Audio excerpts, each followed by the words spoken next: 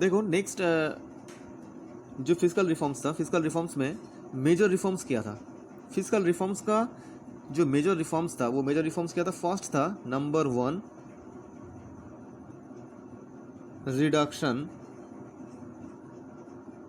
Reduction in taxes.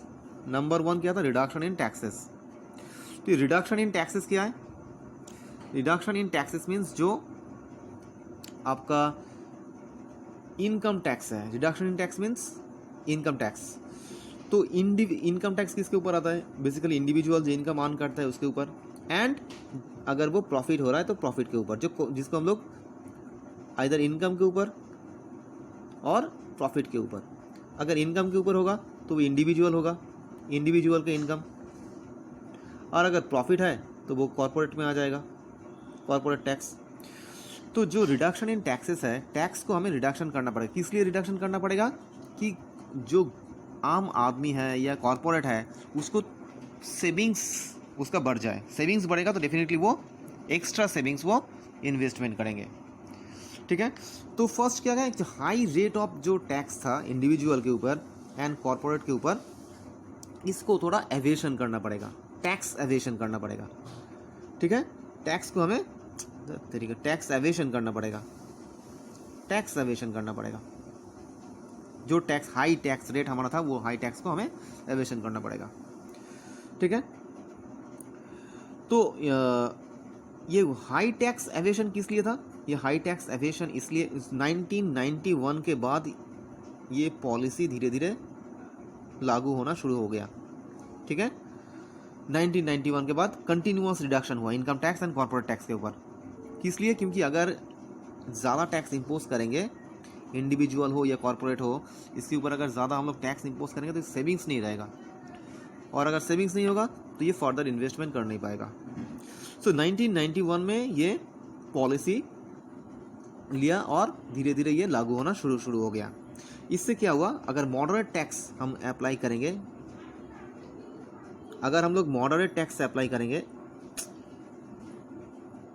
अगर हम लोग मॉडरेट टैक्स अप्लाई करेंगे तो डेफिनेटली मॉडरेट टैक्स से क्या होगा? इनकरेज होगा सेविंग्स। मॉडरेट टैक्स क्या करता है? Moderate tax definitely encourage savings and voluntary disclosure of income. क्या होगा? धीरे धीरे इनकम बढ़ेगा। ठीक है। तो रिडक्शन, फर्स्ट रिफॉर्म्स क्या था? Reduction in taxes. Next reforms क्या है? नेक्स्ट रिफॉर्म्स है इनडायरेक्ट टैक्स। ये इनडायरेक्ट टैक्स रिफॉर्म्स क्या था? Indirect tax reforms means establishment common national market for goods and commodities. तो गवर्नमेंट ने क्या किया? एक कंसिडरेबल एफर्ट लिए, government from government sides considerable efforts लिया गया। किसमें? Indirect reforms of indirect taxes. Considerable effort लिया कि इनडायरेक्ट टैक्स हम लोग अप्लाई करेंगे, चेंजेस लेके आएंगे इनडायरेक्ट टैक्स में। कैसे? अगर हम लोग गुड्स एंड कमोडिटी का एक कॉमन नेशनल मार्केट बना सकते हैं। ठीक है। गुड्स एंड कमोडिटी का अगर हम लोग एक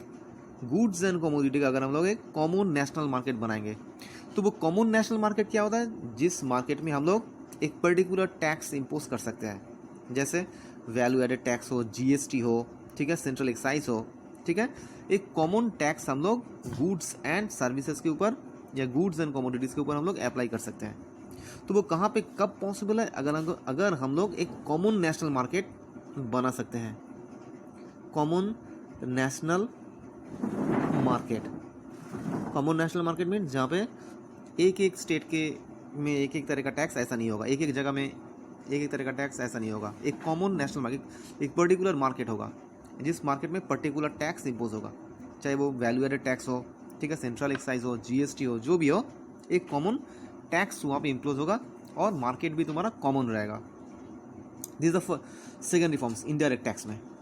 ठीक है। कंसिडरेबल एफर्ट लिया गया इनडायरेक्ट टैक्स को चेंज करने के लिए।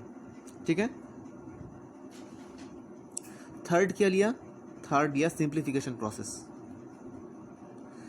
Simplification process.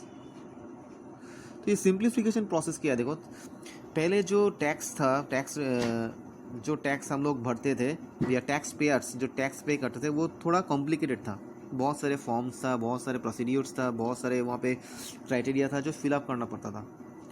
But tax simplification process जब हुआ, जब रिफॉर्म्स लिया गया, इस रिफॉर्म्स में क्या हुआ, टैक्स प्रोसीड्योर को, टैक्स में जो कंपोनेंट्स है उन सब को थोड़ा सिंप्लीफिकेशन किया गया, मतलब इजीली इसको टैक्स पेयर भर सकते हैं। ठीक है, तो ये सिंप्लीफिकेशन प्रोसेस का बहुत ज़रूरी था, ये सिंप्लीफिकेशन प्रोसेस होना बहुत ज़रूरी था, क्योंकि टैक्स जो प्रोसीड्योर है, टैक्स पेमेंट करने का जो प्रोसीड्योर है वो बहुत ही कॉम्प्लिकेटेड था, बहुत सारे तुम्हारा क्राइटेरिया था, बहुत सारा पेजेस था जिसको फिलअप करना पड़ता था, और बहुत आदमी को इसको आता भी नहीं था, तो ये बहुत कॉम्प्लिकेटेड हो रहा था डे बाय डे। तो गवर्नमेंट में 1991 में क्या किया, इस टैक्स पेइंग प्रोसीड्योर को सिंप्लीफाई कर दिया। ठीक है, बहुत सारे प्रोसीड्योर, मेनी प्रोसीड्योर्स, बहुत सारे प्रोसीड्योर ऐसे लेके आए कि ये जो कॉम्प्लिकेटेड प्रोसीड्योर्स था टैक्स पेमेंट का, ये कॉम्प्लिकेटेड प्रोसीड्योर्स बहुत ही सिंपल हो गया। ठीक है, so these are the reforms of fiscal reforms, the major fiscal reforms, reduction in taxes, that means तुम्हारा डायरेक्ट टैक्सेस में क्या रिफॉर्म्स आ रहा है कि इंडिविजुअल टैक्सेस में हम लोग रिड्यूस करेंगे कि उसका सेविंग्स बढ़ जाए, इन्वेस्टमेंट फर्दर इन्वेस्टमेंट हो। इनडायरेक्ट टैक्सेस में क्या हो रहा है, कंसिडरेबल एफर्ट्स लिया जा रहा है, कहाँ पे, एक कॉमन मार्केट सेटअप करके एक common tax, indirect tax goods and services या कमोडिटीज़ में हम लोग अप्लाई करेंगे। एंड थर्ड क्या है, जो प्रोसीड्योर्स है सिंप्लीफिकेशन, उसको सिंप्लीफाई करेंगे, टैक्स पेयर का टैक्स पे करने का जो प्रोसीड्योर है वो हम लोग सिंप्लीफाई करेंगे, ईजी करेंगे।